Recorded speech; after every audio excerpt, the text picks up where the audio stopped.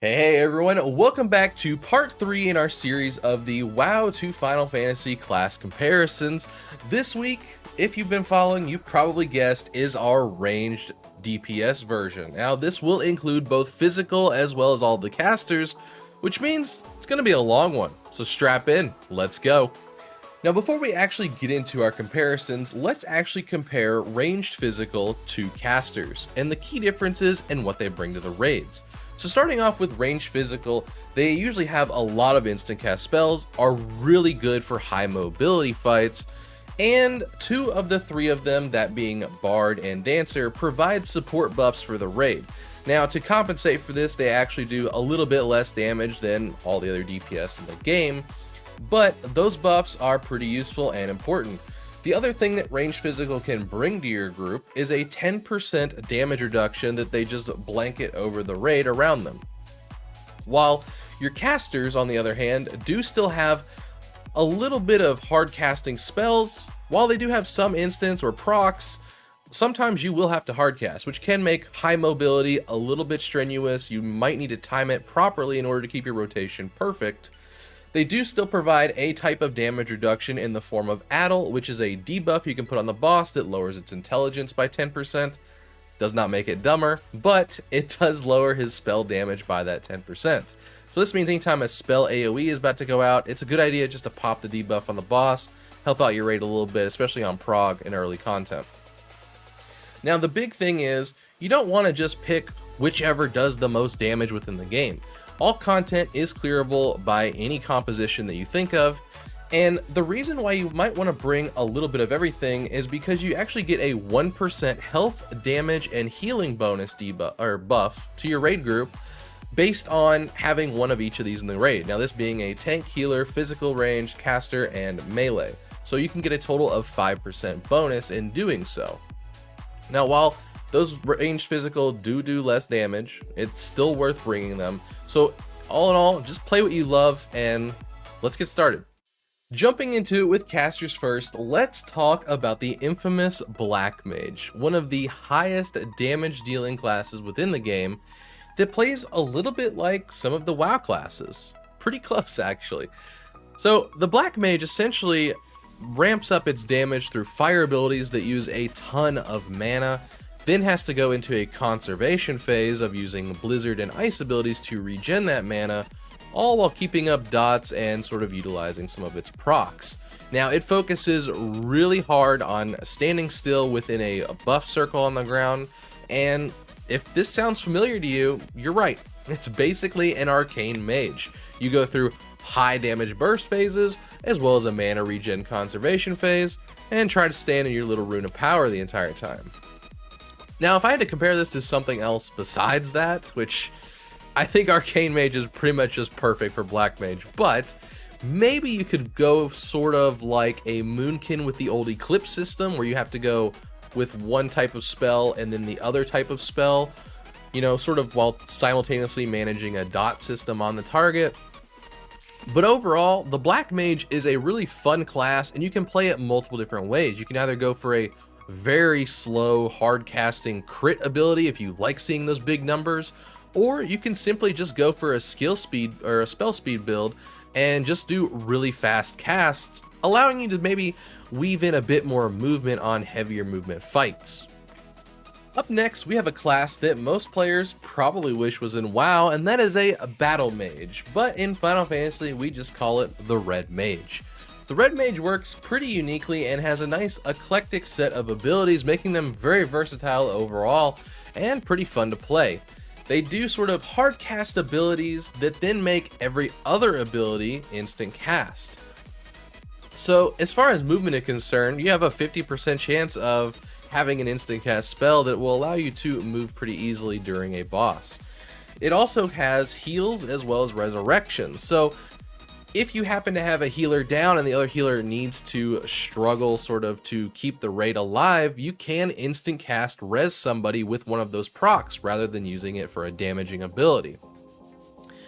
As the fight goes on and you build up your gauges, you can then go in for a pretty sick melee finisher ability, but this does have its drawbacks, making a class this versatile within the game.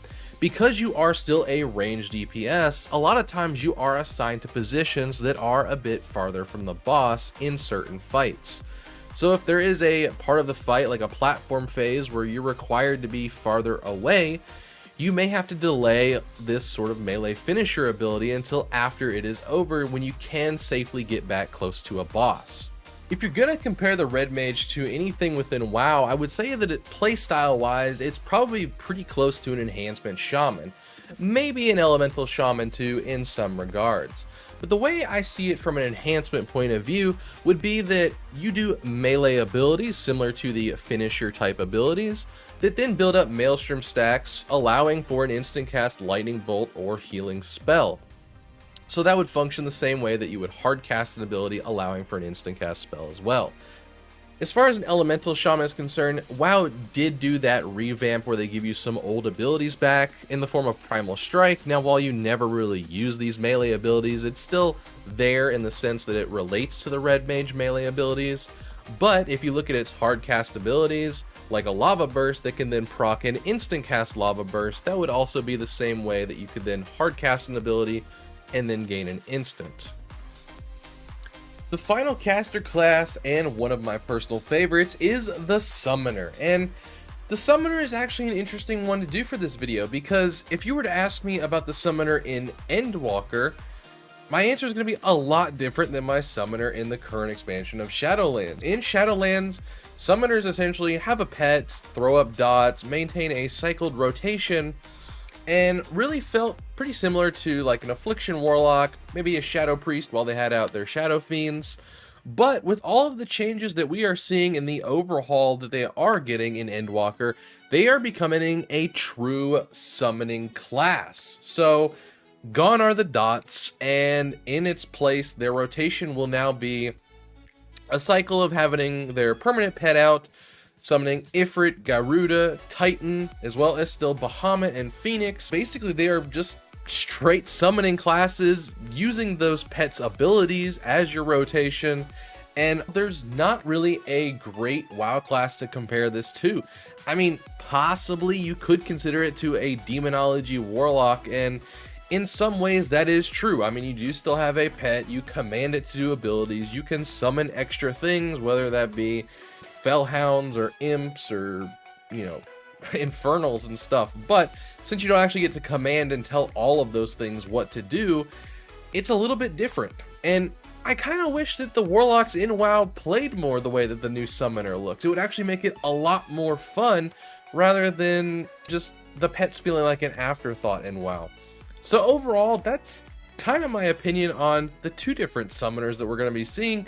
So moving forward, I definitely think that with the summoning of multiple pets and telling them what to do and commanding them and making that your rotation is going to feel a little bit different than what a lot of people have seen in WoW. But if that's what you've been wanting to see in your WoW character, then definitely give that Summoner a try.